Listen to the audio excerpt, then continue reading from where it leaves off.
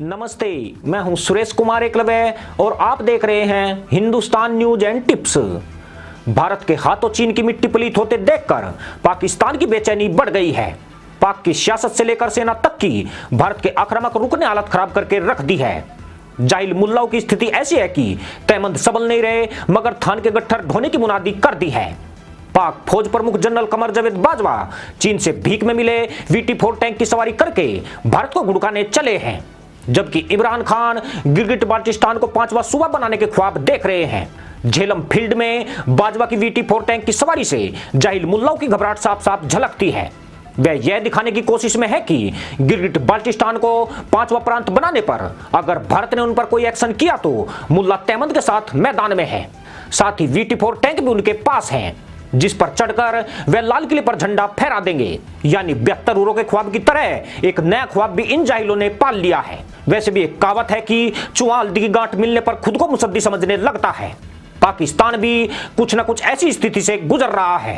पाकिस्तान को डर है कि भारत उस पर हमला करने की योजना बना रहा है। उसका यह डर उस वक्त से ज्यादा बढ़ गया है जबकि भारत ने LAC पर चीन को चित किया है। पाकिस्तान को एहसास हो गया कि जिसने उसके मालिक को पसीने छुड़ा दिए, गुलाम पाकिस्तान की वह ज्यादा बुरी गत बना सकता है।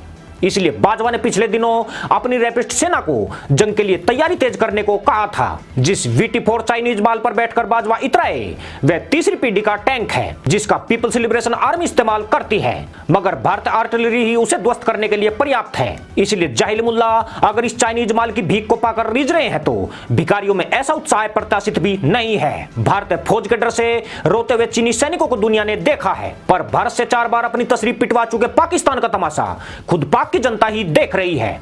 रक्षा विशेषज्ञों की माने तो चीन ने अपनी चाल पलट दी है।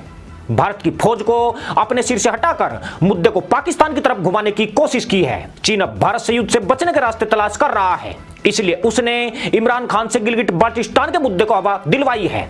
यानी चीन अपनी जान बचाने के लिए पाकिस्तान को बलि का बकरा बना रहा है ताकि गिलगिट बाल्टिस्तान के मुद्दे पर भारत पाक में तनाव बढ़े और फिर पाकिस्तान की ठुकाई भारत के हाथों हो सके। वैसे भी चीन का पुराना पैतरा यही है कि वह जंग से बचने की पूरी कोशिश करता है और केवल मनोवैज्ञानिक युद्ध की बदौलत अपने मंसूबे पूरे करता है, लेकिन इस मामले में वह भारत पर कोई प्रभाव नहीं डाल पाया है। इसलिए चीन कहीं ना कहीं पाकिस्तान को सूली पर चढ़ाकर दुनिया में अपनी सुपर पावर की छवि बचाने के प्रयास में है। भारत द्वारा ईस्टर्न लद्दाख में चीन की घेराबंदी चीन को बैकफुट पर धकेल रही है। उसके द्वारा सीमा पर खड़े किए गए हथियार भारत को तनिक भी नहीं झुका पाए हैं। उल्टे भारतीय सेना ने एक्शन करके चीन पर रणनीतिक बढ़त बना ली है। पूर्वी लद्दाख में बढ़ती सर्दी भी उसके लिए बड़ी मुसीबत बन रही है।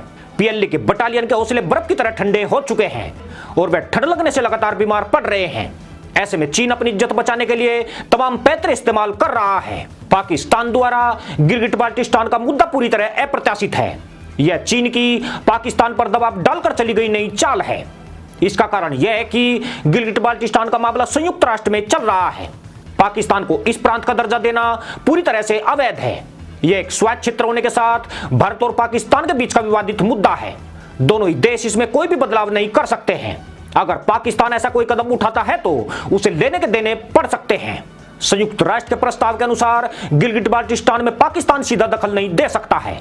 पाकिस्तान के पास ऐसा कोई भी अधिकार नहीं है कि वह इस मामले में दखलंदाजी कर सके। संयुक्त राष्ट्र पाकिस्तान को इस इलाके से अपनी सेना हटाने को कह चुका है। अगर पाकिस्तान इस क्षेत्र में अंतरिम सरकार का गठन करके निर्वाचन आयोग की निगरानी में चुनाव करवाता है तो यह संयुक्त राष्ट्र के प्रस्ताव का बड़ा उल्लंघन है। यही वजह है कि पाकिस्तान ने इस इलाके में चुनाव की घोषणा तो कर दी है मगर उसके हाथ पांव भी फूले हुए हैं। चौंकाने वाली बात यह है कि पाकिस्तान के विपक्षी दल भी इमरान सरकार के इस फैसले के खिलाफ खड़े हैं, क्योंकि पाकिस्तान के कूटनीतिकों को अंदेशा है कि ऐसा करने से यह इलाका पाकिस्तान के हाथ से निकल सकता है। मगर चीन के झांसे में आकर पाकिस्तान अपने पैर कुल्हाड़ी मार चुका है, जिसके नतीजे उसके लिए ज्यादा गंभीर हो सकते हैं। दरअसल इमरान सरकार का गिलगिट बाल्टिस्तान में फेरबदल का फैसला भारत और पाकिस्तान के बीच जंग की वजह बन सकता है। भारत किसी भी सूरत में अपने इलाके में यह बदलाव नहीं होने देगा, क्योंकि पाकिस्तान द्वारा यहां अंतरिम सरकार का गठन करते ही इस क्षेत्र में उसकी पकड़ और मजबूत हो जाएगी। साथ ही गिलगिट बाल्टिस्तान खुद ब खुद पाकिस्तान का हिस्सा बन जाएगा। भारत की ओर से पाकिस्तान की साजिश को रोकने के केवल 2 ही रास्ते हैं। एक तो यह कि वह संयुक्त राष्ट्र में अपने प्रतिनिधियों द्वारा जोरदार तरीके से इस मुद्दे को उठवाए और संयुक्त राष्ट्र पाकिस्तान के गिलगिट बाल्टिस्तान में बढ़ते हस्तक्षेप को रोके।